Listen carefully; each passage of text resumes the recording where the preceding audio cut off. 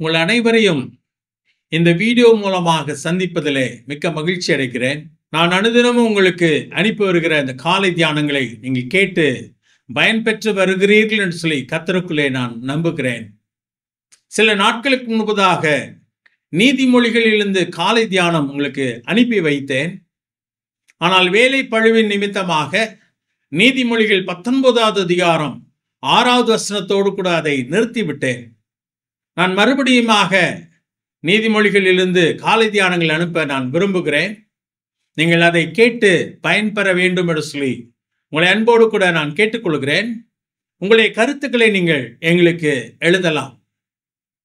அதோடு கூட எங்களுடைய யூடியூப் சேனல் மூலமாக, அதாவது first Baptist search YouTube channel மூலமாக நீங்கள் அநேக செய்திகளை கேட்க வசதிகள் உண்டு. ஆயிரக்கணக்கான தேவ செய்திகளும் வேத ஆராய்ச்சிகளும் அதில் இருக்கிறது. எங்களுடைய யூடியூப் சேனலில் இருக்கிற பிளேலிஸ்டுக்கு போவீர்களானால் அது உங்களுக்கு கிடைக்கும். வேத வசனம் கிடைக்காத பஞ்சகாலம் வருகிறதுன்னு சொல்லி வேதம் சொல்கிறது. ஏறக்குறைய அந்த காலகட்டத்தில் தான் நானும் நீங்கள் வாழ்ந்து கொண்டிருக்கிறோம். வேத வசனத்தினாலே உங்களை நிரப்பிக் கொள்ளுங்கள்.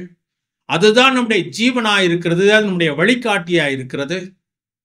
ஆண்டவரை அறிந்து கொள்ளும் ஒரே வழி அதுதான். அதனாலே வேத வசனத்தை நீங்கள் கேளுங்கள்.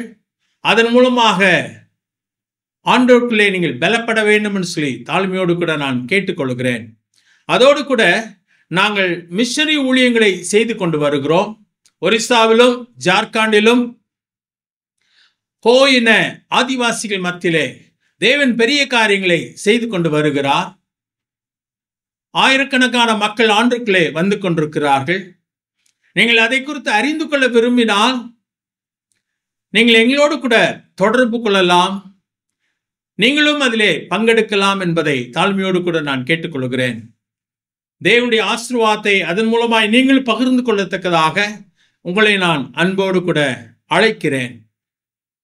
என்னை நீங்கள் தொடர்பு கொள்ள வேண்டுமானால் என்னுடைய அலைபேசி எண் 94402884 மற்றொரு எண்ணானது 8778127005. இந்த எண்கள் மூலமாக நீங்கள் என்னை தொடர்பு கொள்ளலாம். உங்களுடைய ஜெபங்கள் எங்களுக்கு அவசியமாக இருக்கிறது. வேத வசனத்தின் மூலமாக அநேகருக்கு பிரசங்கிக்க விரும்புகிற எனக்காக நீங்கள் ஜெபித்துக் கொள்ளுங்கள்.